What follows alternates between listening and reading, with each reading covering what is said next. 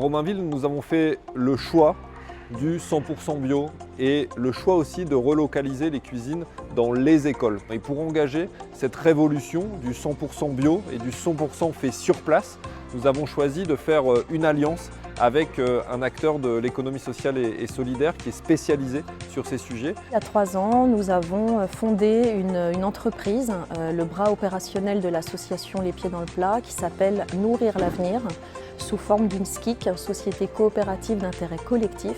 Et nous accompagnons les collectivités où il y a une vraie volonté politique pour transformer de façon systémique la restauration collective. La ville de Romainville et la SCIC Nourrir l'avenir ont choisi d'engager cette révolution de manière très pragmatique et très progressive, puisque nous avons choisi ensemble un premier site d'expérimentation qui est juste derrière moi, c'est l'école Maryse Bastier.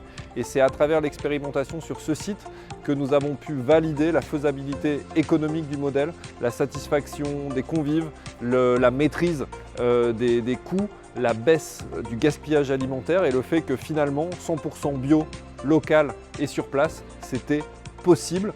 Et en plus on le fait et c'est moins cher que les autres modèles qui sont proposés. Donc évidemment ça éveille de la curiosité dans toutes les communes avoisinantes parce que le challenge il était aussi fort d'être dans un milieu hyper urbain, dans une grosse ville. Donc il y en a tout un problème de filière à développer, de logistique, d'approvisionnement, de livraison.